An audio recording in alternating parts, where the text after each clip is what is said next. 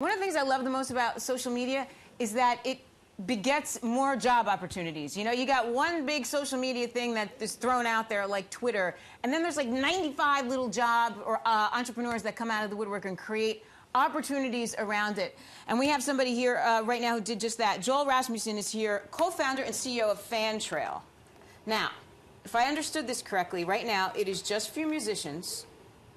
Actually, no, we've already branched out. You've already into branched out. Other Okay, personalities. fine. So it's personalities, and it's a way to really hone in on your fans with an app on your phone.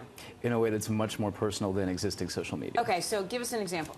An example would be a news personality like yourself, a rock star, an athlete, creates their own app, and with the technology that we have now with geolocation, with people carrying around these little smartphones, this personal app connects them to their fans, and they have ways to, for example, send voice messages. We're about to launch a revision that will allow them to even record video messages and send those directly to their fans. Why is it different than Twitter?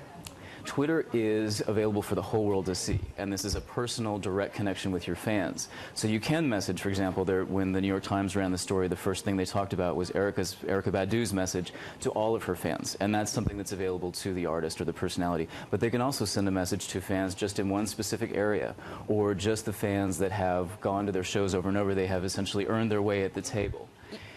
Someone called it a psychographic GPS. That was Richard Nichols, the manager of The Roots. Now, I love that because... I love it too. I get that, I think. But my question is, how do the fans find me on FanTrail? Well, the fans find their personalities through the personality using their normal channels. So they would tweet. We have artists, as soon as they create their app, that tweet and put up on their Facebook, hey, download my app.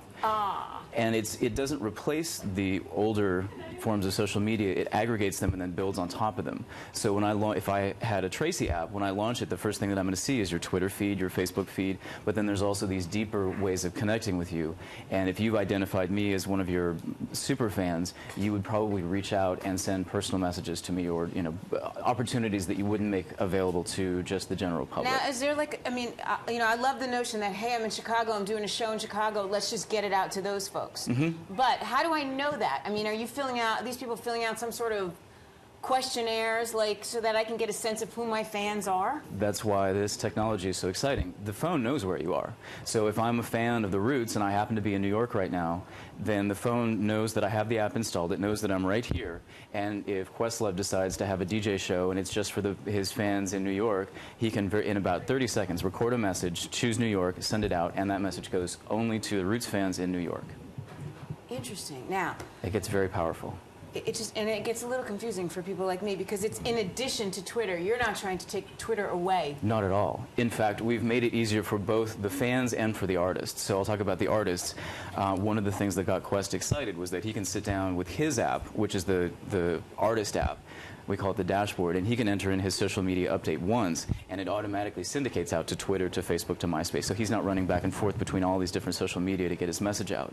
And on the fan side, or the follower side, all of those different forms get collated into one news feed. But yet, if I'm the artist and I'm sending something out, I have the choice to say, I don't want it to go everywhere. I want it to just go to my FanTrail. Exactly. Exactly. So it just gives them not only this geographic view of where their fans are, it gives them what we call a heat index of how active the fans are, how much they've supported them, and then it also gives them the ability to choose who they want to message to and how.